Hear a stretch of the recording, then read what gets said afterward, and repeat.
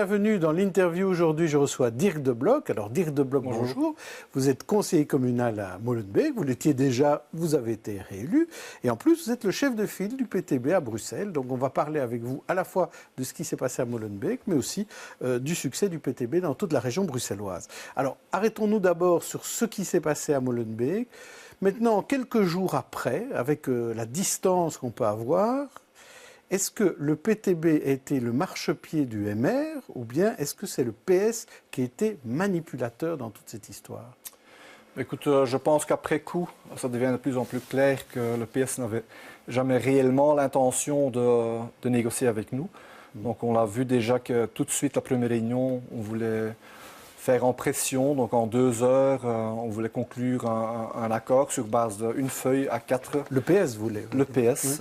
Nous, on a dit, OK, dans ce genre de circonstances, on ne négocie pas, dans le sens que, voilà, une commune de 100 000 habitants, un accord pour 6 années, ça ne se négocie pas en 2 heures et sur base d'un A4. Donc on a voulu prendre le temps.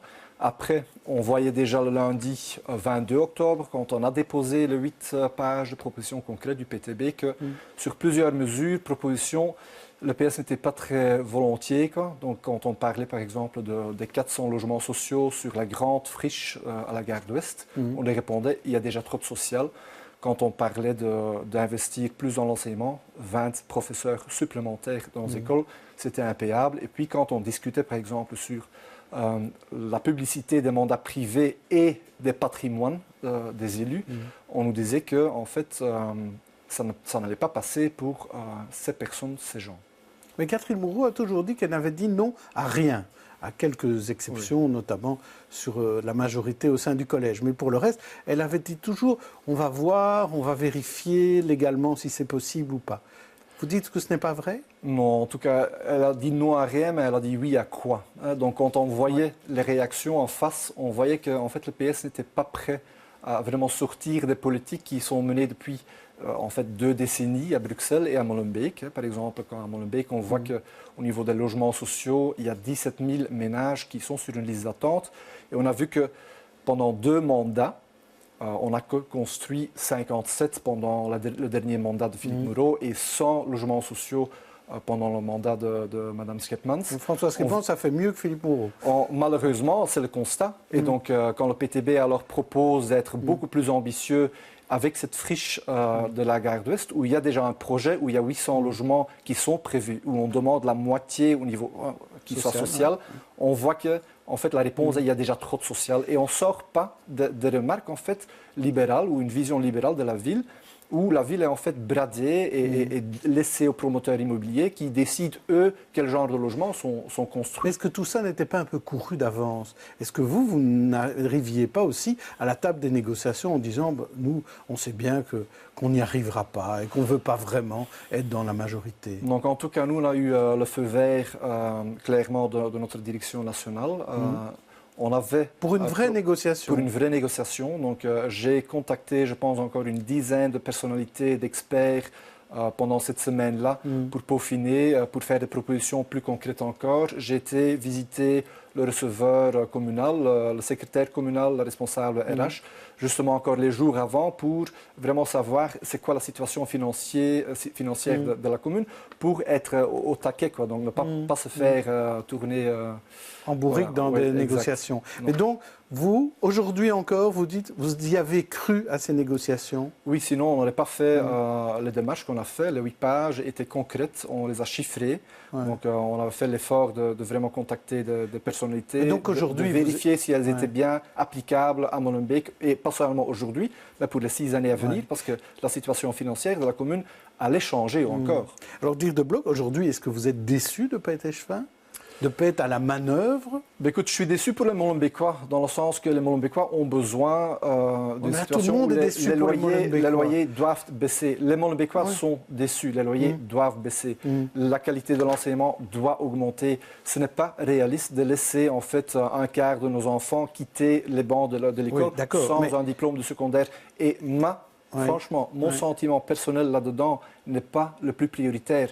Le PTB est capable de défendre un projet social aussi bien à partir d'une majorité qu'à partir d'une opposition. On l'a déjà montré en imposant, par exemple, les classes bilingues dans une première école bilingue à Molenbeek. Mais aujourd'hui, c'est le MR qui est dans la majorité avec le PS. Hein? Ça, c'est dommage. On a vu que Catherine Moreau, même quand elle avait eu encore la chance de négocier avec Écolo, en fait, elle n'a pas pris le temps. Et donc, elle est tout de suite passée dans son accord au MR. Et donc, finalement, c'est ça. Je dis, la question reste toujours la même. C'est que pour le PS, il n'y a pas d'autre solution pragmatique que de travailler avec le MR. Ce n'est pas vrai, il y avait encore une majorité, effectivement, très juste avec CDH, et que l'autre, très juste, effectivement, mais c'était la même justesse avec le PS et le PTB, c'était aussi 24 conseillers. Cette même 24 conseillers était possible avec CDH, Écolo, éventuellement avec Défi. Cette option n'a jamais reçu sa chance. Au moment que Écolo soumet ça à son AG, en fait, le jour après, une demi-journée après, l'accord avec le MR est conclu. Cette rapidité, ça me fait poser des questions. Ou il y a effectivement un rapprochement idéologique, ou il y avait peut-être des négociations qui ont entamé déjà avant.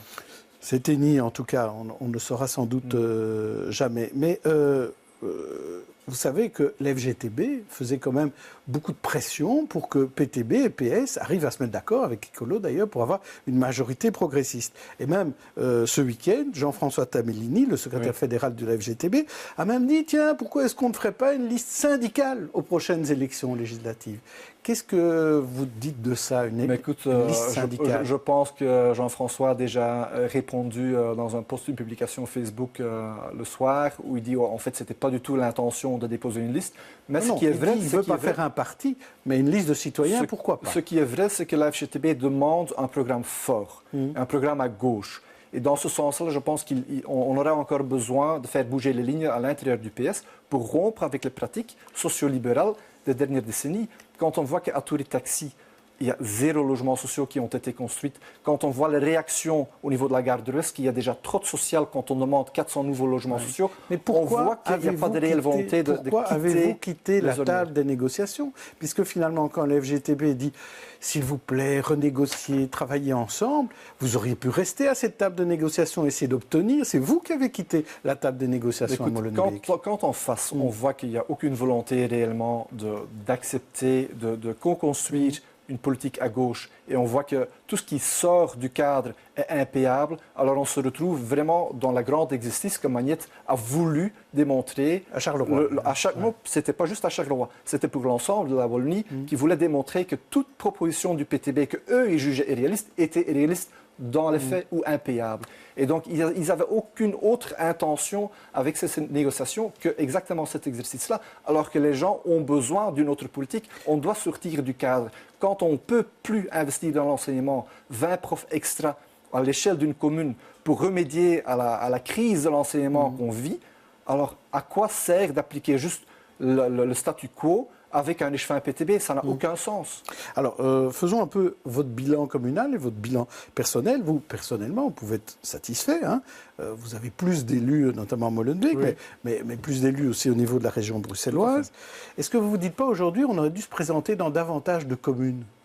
Je pense qu'on a eu plutôt raison de se concentrer sur les communes où le PTB a fait un travail de terrain. Je pense que ça a été apprécié par les gens, justement, d'offrir aux gens la possibilité d'une politique autre, donc à la base du terrain, mais aussi mener des débats sur les priorités que les gens voulaient, sur le logement, sur les loyers payables, abordables, sur la qualité d'enseignement, mais aussi sur la propreté et l'investissement dans le service public, un service public à la hauteur des défis que pose une ville comme Bruxelles. Je pense que les gens ont apprécié. Je pense que les gens ont apprécié aussi cette vision de ville où le PTB a dit on veut reconquérir la ville avec les habitants sur les promoteurs immobiliers qui, quelque part, façonnent la ville. Mais enfin, c'est plus efficace quand on est présent dans les 19 communes et pas seulement dans 7. Pour les prochaines communales, est-ce que vous serez présent dans les 19 communes ? On a vu que même à Molenbeek. Donc je pense qu'un rapport de force sera nécessaire encore plus grand dans le futur pour faire bouger les lignes au niveau de la politique et peut-être aussi au niveau d'un parti comme le PS pour faire en sorte qu'ils acceptent de quitter en fait les ornières des dernières décennies. Dans plus de communes. Vous ne répondez pas à ma question. Pardon ? Vous ne répondez pas à ma question. Est-ce que vous serez présent dans les 19 communes aux prochaines communales ? On sera clairement présent dans plusieurs et plus de communes en 2024 que maintenant, ça c'est clair. On a une ambition, on veut construire beaucoup plus de rapports de force sur le terrain qu'on est capable de faire. Vous ne donnez maintenant. pas de chiffres ? Vous verrez bien. C'est dans 6 ans. Oui. Alors, faisons un peu connaissance. Vous avez 44 ans, vous avez étudié à Gand, oui. hein, c'est ça. Et c'est là que vous avez rencontré le PTB. C'est au moment du conflit de Clabec, d'ailleurs, qui vous a intéressé particulièrement. Puis vous avez travaillé dans le secteur des jeunes à Molenbeek et vous avez fait plus de 2000 voix à Molenbeek. Donc vous êtes bien à Molenbeek? Vous allez rester à Molenbeek? Je suis Molenbeekois et je serai Molenbeekois encore pendant très longtemps. Alors, justement, le VIF et la capitale s'étaient fait l'écho des l'UPTB qui étaient logés par des sociétés dont les administrateurs sont PTB. Ça, ouais. Alors donc on a parlé de ça à Bruxelles-Ville, mais on a parlé de ça à Molenbeek aussi.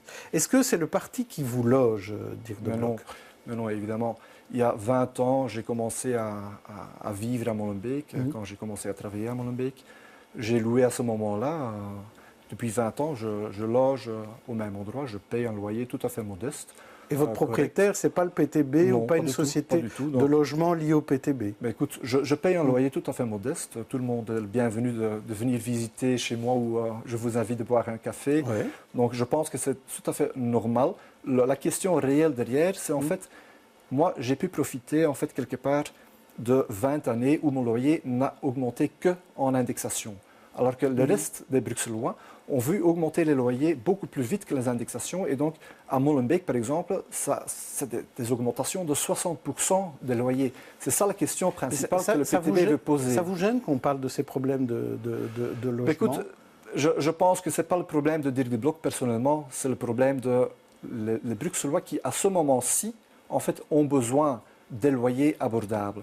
Et on voit que les gens qui ont la chance, la chance de rester dans le même logement et de louer pendant 20 ans, en fait, ils payent des loyers corrects. Ouais. Le problème est que tous les logements qui ont fait changer de locataire ou changer de propriétaire, le marché a fait gonfler énormément les loyers et donc pompe les portefeuilles des familles. Donc je pense que ça, c'est le problème réel. C'est ça le problème qu'on veut aborder avec le PTB. Ce n'est pas le problème de Dirk de Blok qui paye un loyer modeste. Vous êtes, comme d'autres partis, adeptes de la transparence. Donc vous pourriez dire, oui, mon propriétaire est lié au PTB ou pas. Et vous ne répondez pas là-dessus. On est tout à fait transparent à ce niveau-là. Je paye un loyer comme tout le monde. Mais vous ne dites pas qui est votre propriétaire. Ce n'est pas une société liée au PTB. Franchement, c'est un propriétaire, un petit propriétaire. Privé, ok. Voilà. Alors, une petite question d'actualité pour vous. Un député NVA demande que la Belgique accorde l'asile à Asia Bibi et sa famille pourchassés au Pakistan. Alors, quelle est votre réaction? Je vous propose 3 types de réactions. Okay, oui. La première, c'est « Bienvenue en Belgique ». La deuxième, c'est « La NVA choisit ses réfugiés ».